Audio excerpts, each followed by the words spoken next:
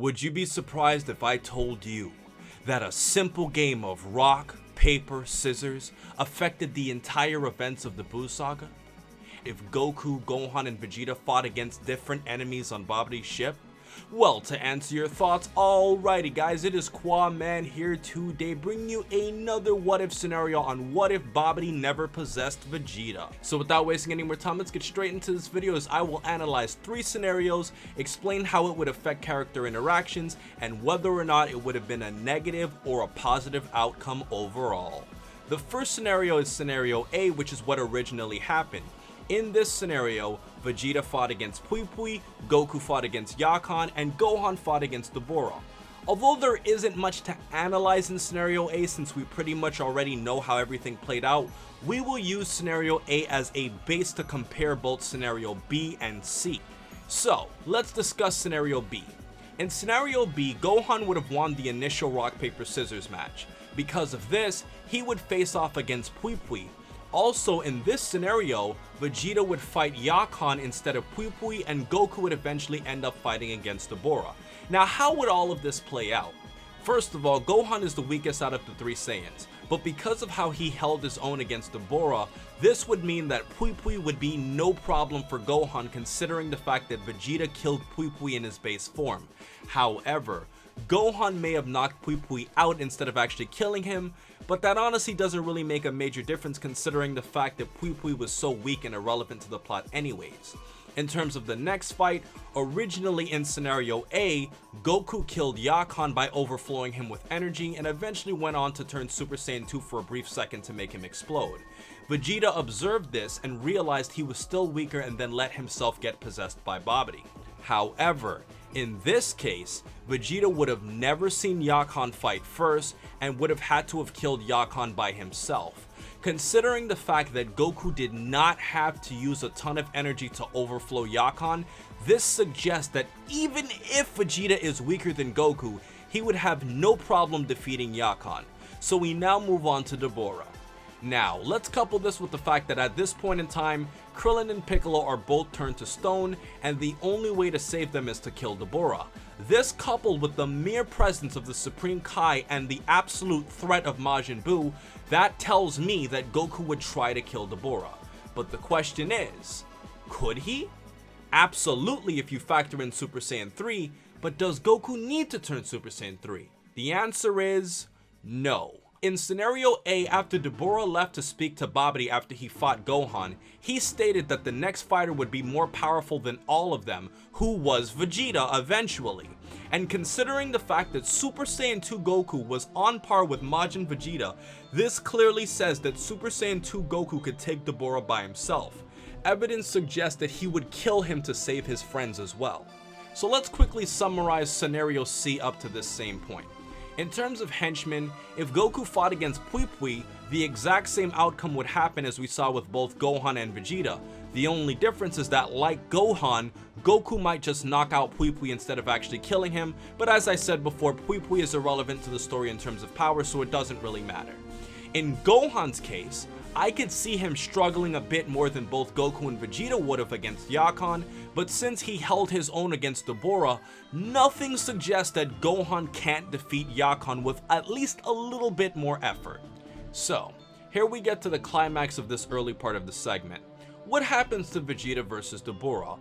Well, in this case, Goku would have defeated Pui Pui, so Goku wouldn't have really shown off his power like he originally did against Qaaman, which intrigued Vegeta to become Majin Vegeta.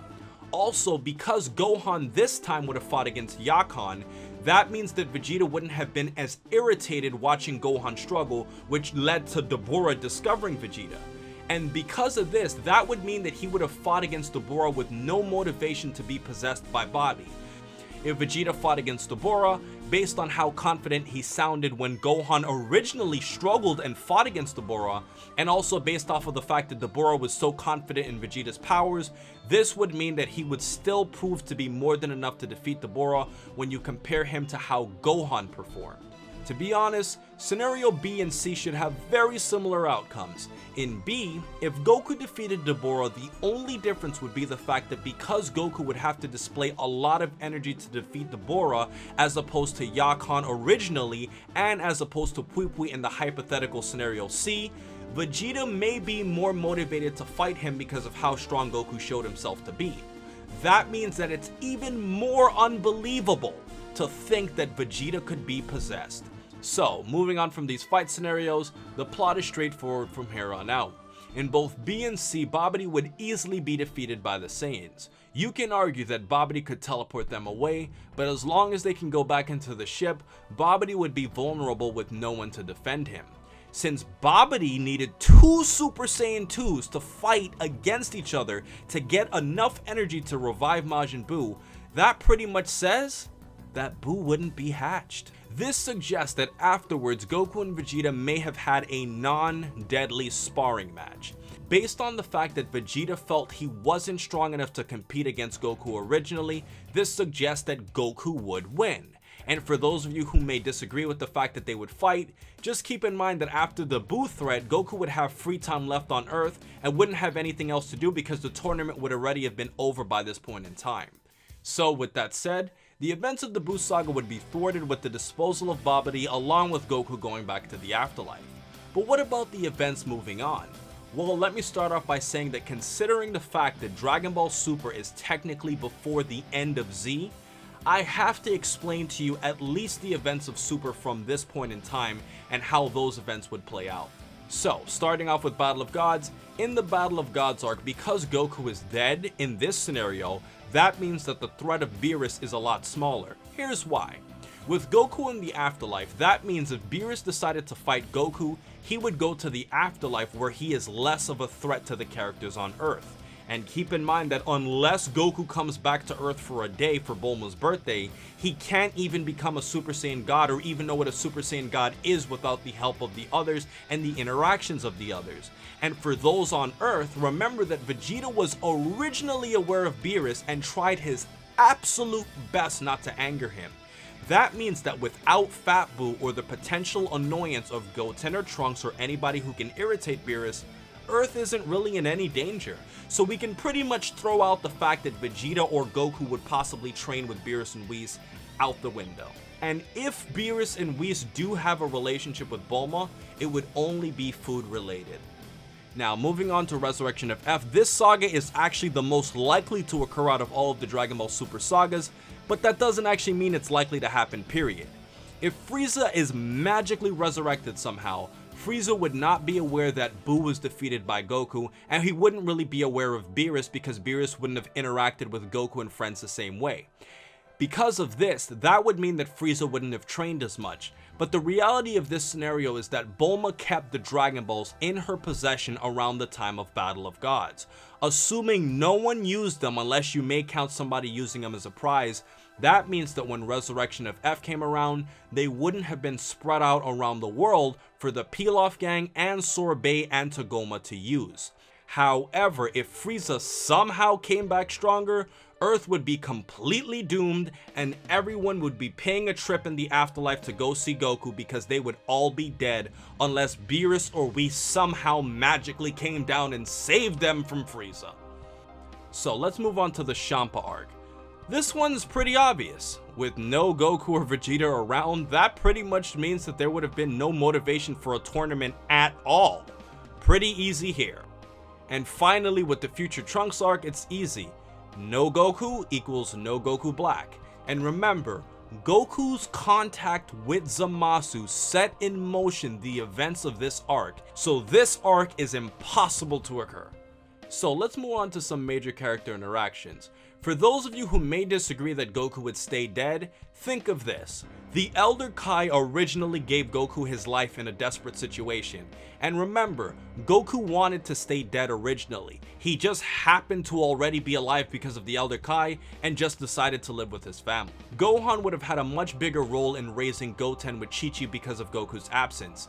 He would still be in a relationship with Videl considering the fact that they had already developed feelings by this point. Goten would never learn the fusion with Trunks, and because Goku is dead, Chi-Chi may actually make him more of a fighter and less of a future student, as Dragon Ball Super suggests that Goten's studies are actually important.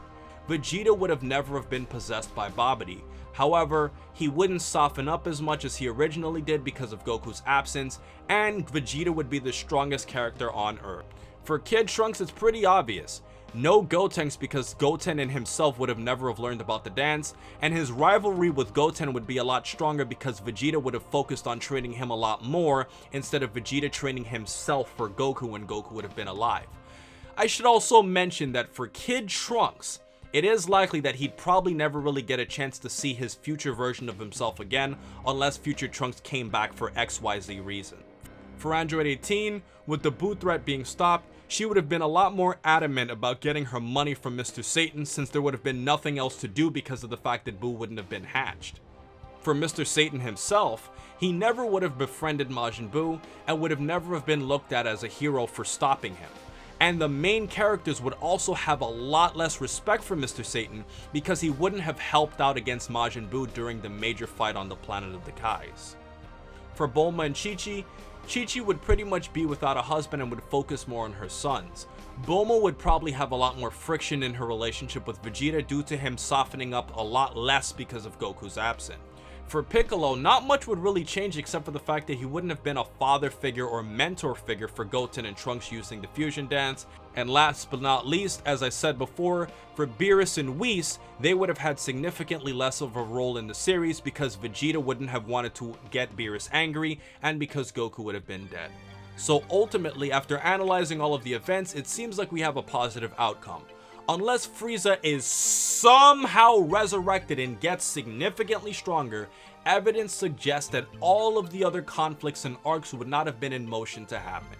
So guys, that has been my video for today. Overall, it's crazy to think that a simple game of Jankenpon affected the entire Dragon Ball series for the better. Had Goku, Vegeta, and Gohan gone up against other foes, that would actually have drastically changed the events of the Buu Saga in a good way.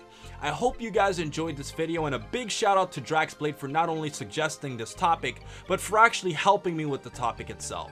A link to his channel will be in the description and as an annotation. So with everything else said, please remember to rate, comment, and subscribe. And remember, as I always say, to have a great day, guys.